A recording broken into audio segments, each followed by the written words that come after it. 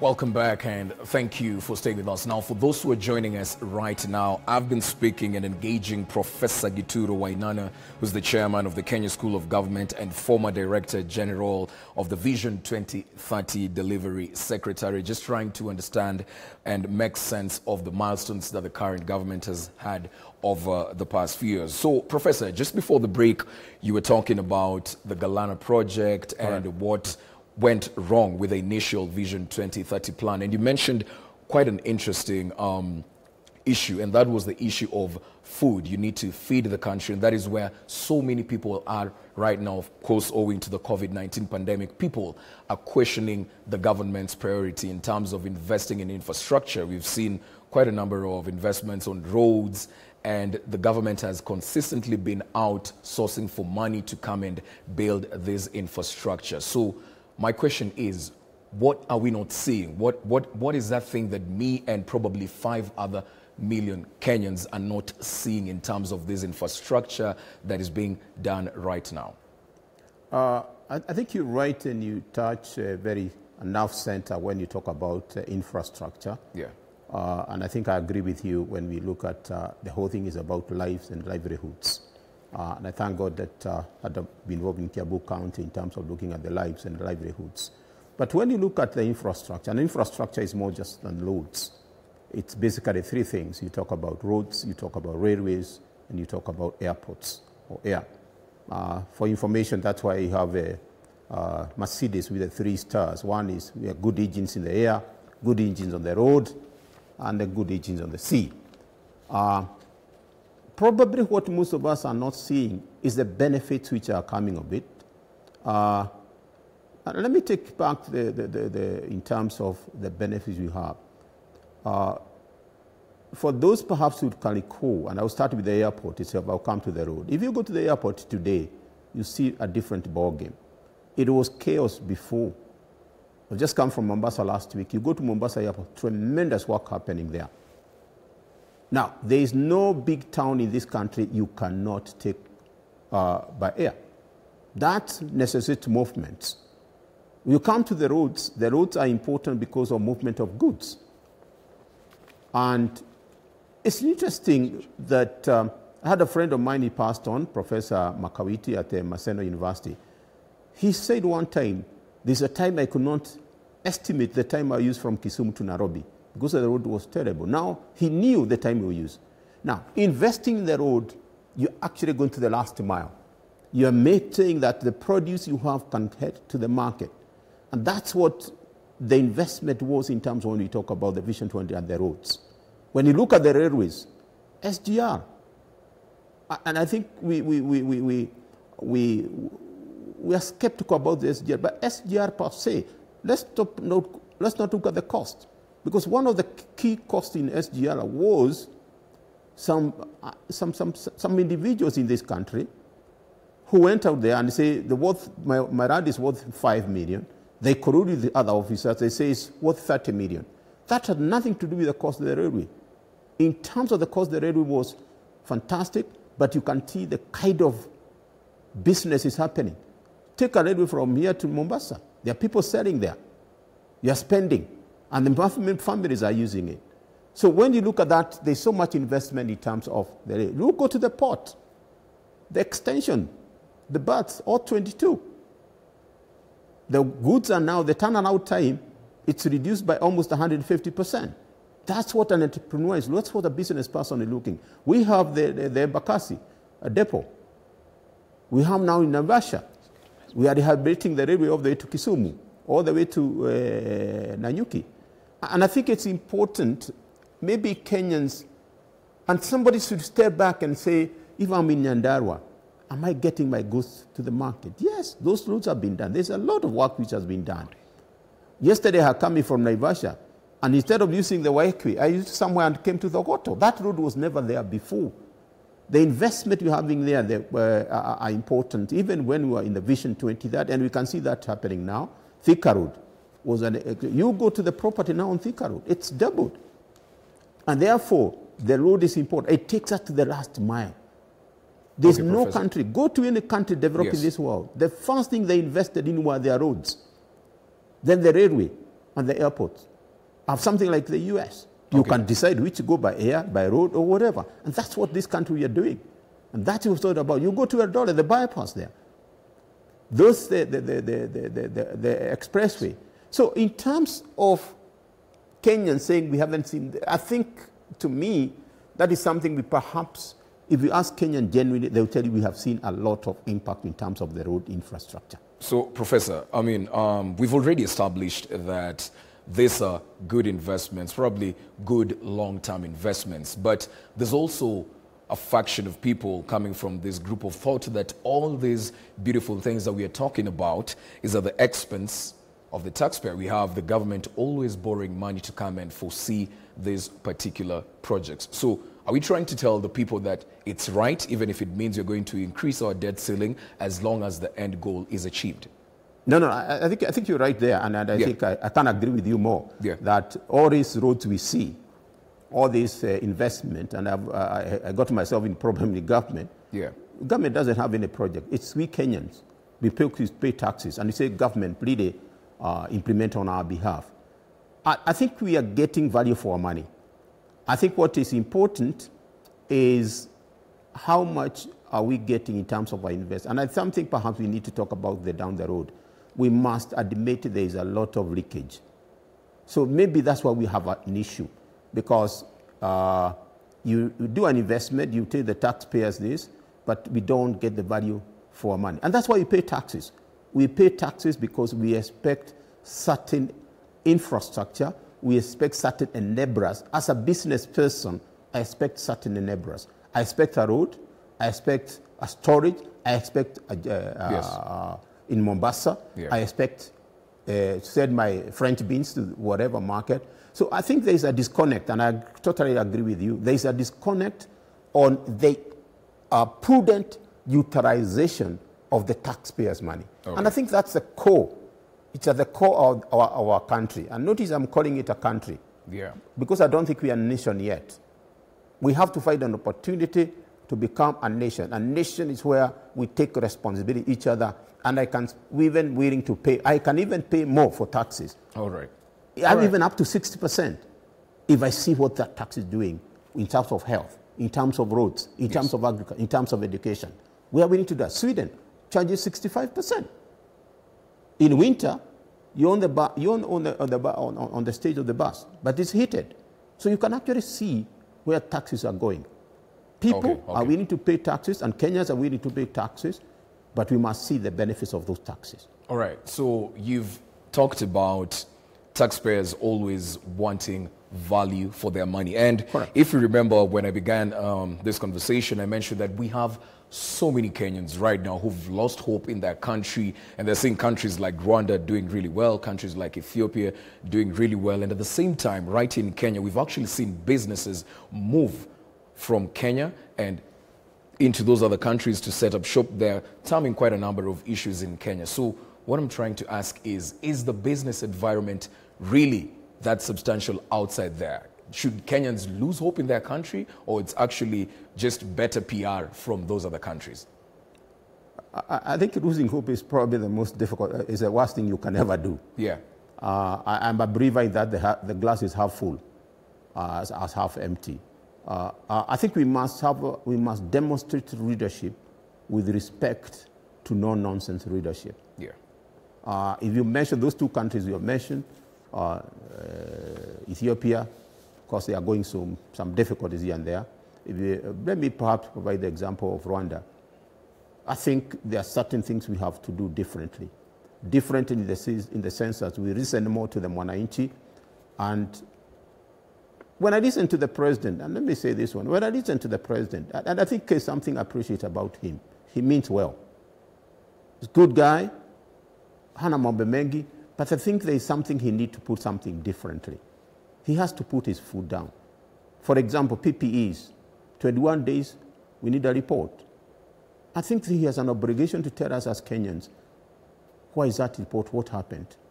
I think that's the 1 mile. It's one step we need to see at this country. And when you say something, you mean it. It's like you go in your house and your kid does this, and the second time you say, I'll get it to you. And you demonstrate that. I think that's what perhaps we're missing in terms of what we can do. Kenyans, we have the tenacity, we have the opportunity to turn this country around, but there's another group working day and night. Yes. Day and night to delay what you're doing. And that's where the leadership comes very, very strongly. And I'm not saying it's not easy being that leadership. You know, I remember Professor Kagia, thank God, and God bless his soul, he passed on about 2 weeks or so. Yeah. I remember in Washington asking me one thing, if you are Moi today, that was the time of Moi, and we are complaining left and right, what would you do differently? But I think probably we can borrow from Nana in Ghana. We can borrow from Botswana. We can borrow from Rwanda. There are certain areas you say, this one you have no compromise. It has to go this way because it's good for the Kenyans. And I will tell you, if you do the right thing for Mwananchi, Mwananchi will be behind you, not really behind you, will be next to you and will support that decision. I think that's something we need to put another effort in.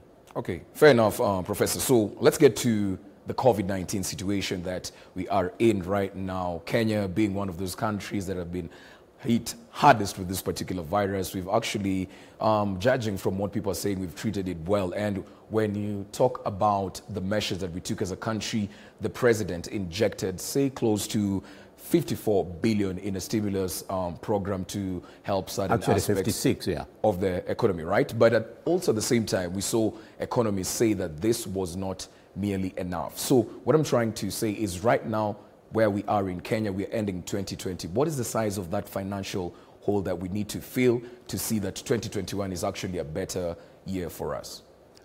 I think one thing we have to be alive to is that resources will never be enough. And therefore, the hole is big. If you recall what the president launched about 3 weeks ago of the governors, their strategy in terms of socio-economic reengineering, and I think I really commend the governors for coming with a very strong way to look up to 2022. They are talking almost 300 and something billion.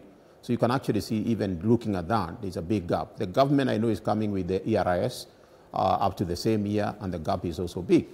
But I think what is important in this is to really, as a nation, to prioritize what is the most important, because the resource envelope will always be constrained. And there are certain areas, as I said earlier on, two which come to my mind. We can prioritize agriculture. We can prioritize manufacturing. We can leave housing to the entrepreneurs. They can do it. We only come in as government and ensure that we control it.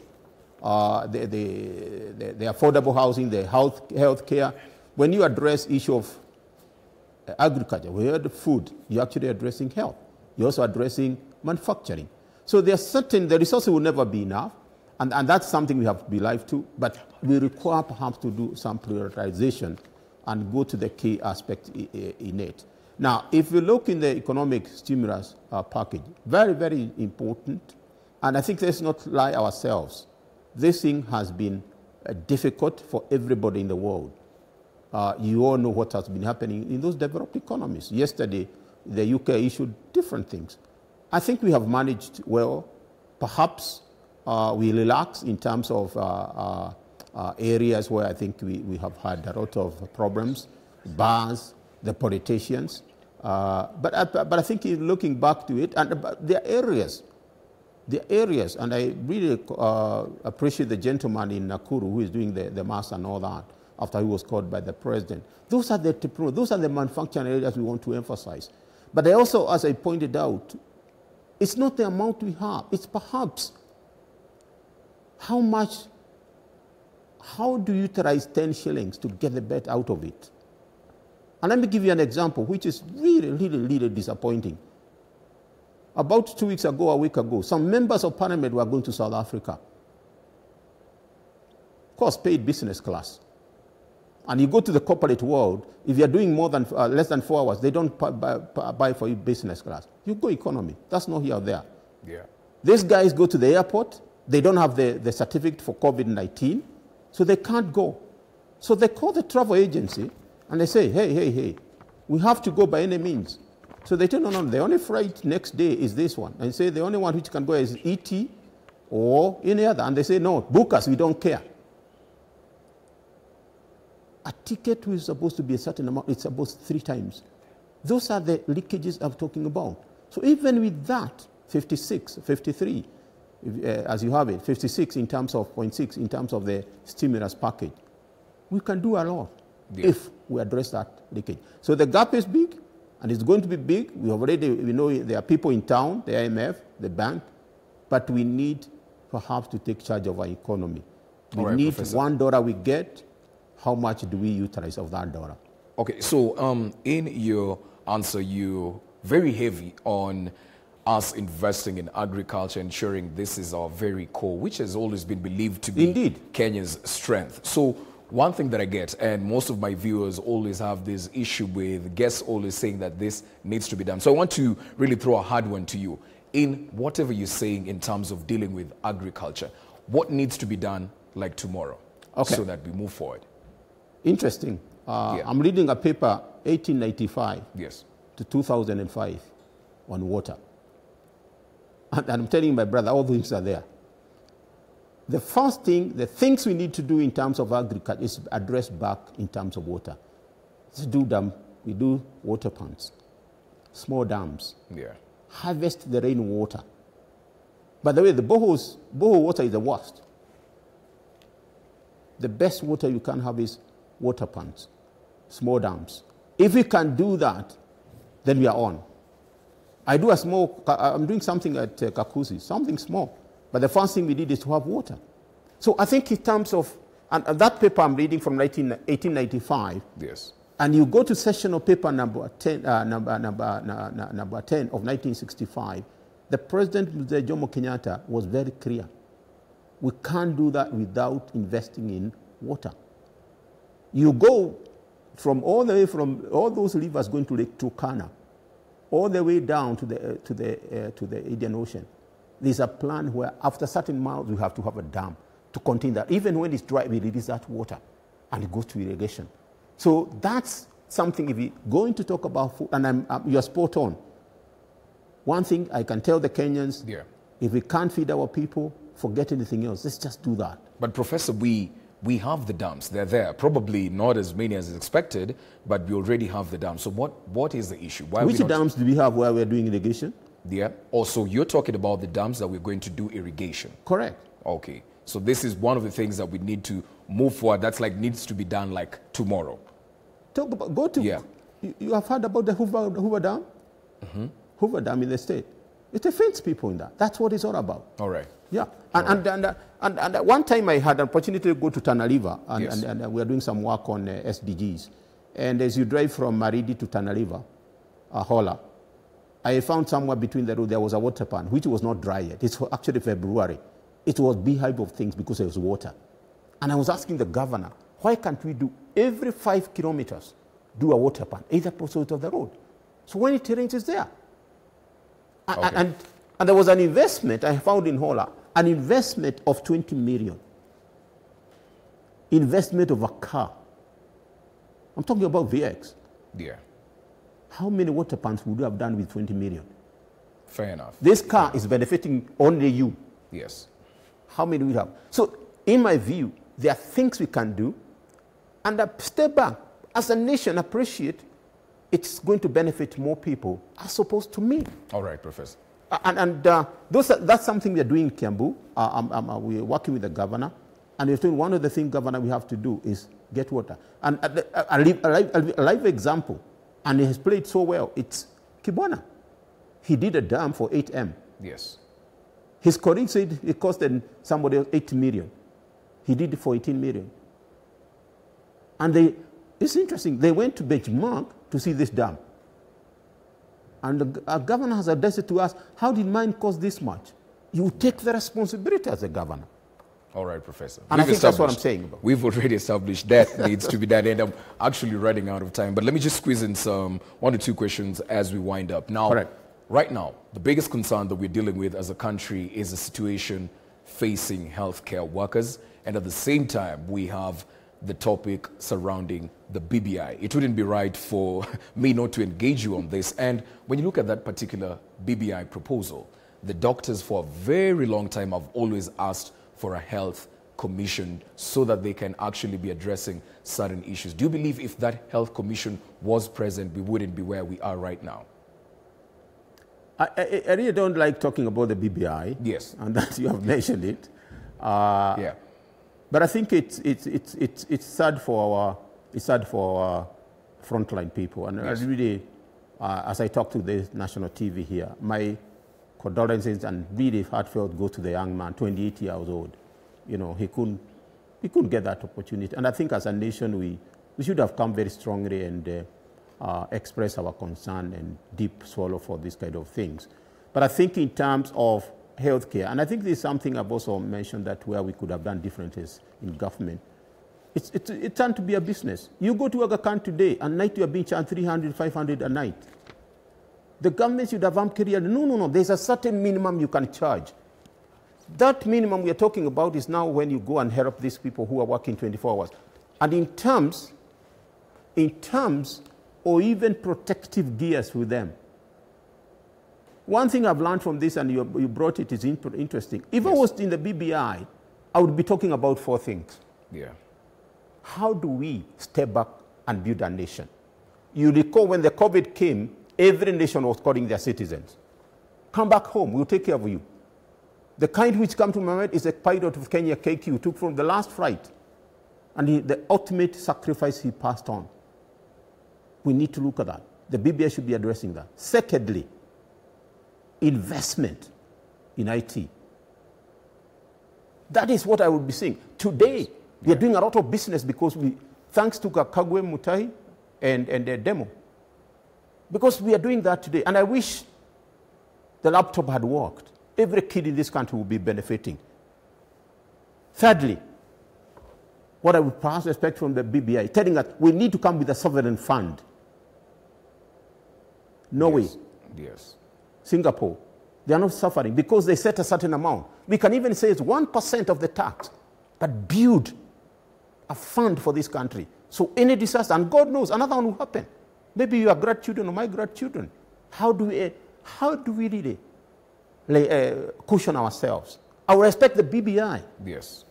To talk, how do we set a Mossad, a team which can respond to disasters quickly? Yeah. As you wind up, Professor, I'm running out of time, so I don't want to cut you short. When you start talking about, if you get a budget of 100 million and you're spending 90% on recurrent, and that's some of the things perhaps.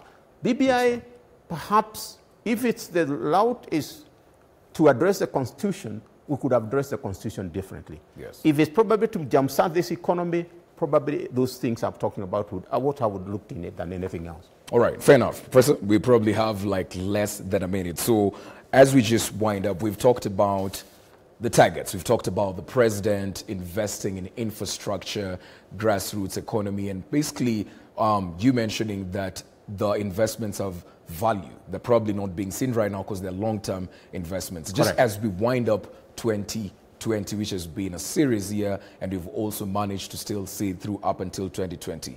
I want to give you this opportunity to rate the president and his administration. How have they done?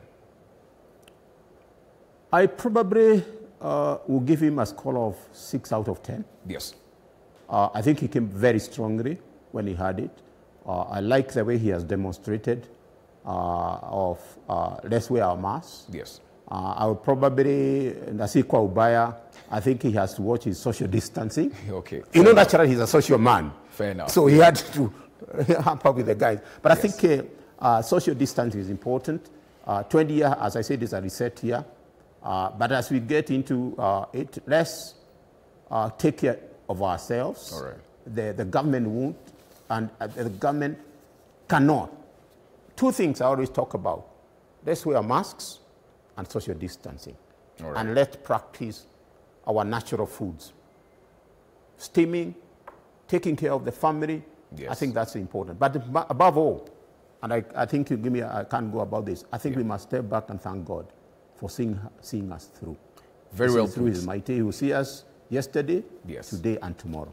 Thank you very much for your input, Professor Gituro Wainaina. That was the person speaking to us tonight and trying to make a sense of this whole Jubilee government, just trying to rate them, what they've been able to achieve, and we've had quite an extensive discussion right there. And he's rated the government 6 out of 10, and that is above average, way good. And considering they still have right about 2 years to finish the term, a lot can still transpire. So probably, who knows, by the time we're ending, it might get to 9 out of 10, because in every situation we can't get a 10 out of 10.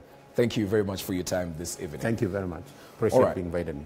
That was Professor Gituro Wainaina, as I've said, chairman of the Kenya School of Government and former Director General of Vision 2030, speaking on those certain milestones. And I believe you've gotten one or two things from that discussion. From that interview, let's now get some news in the world of sports.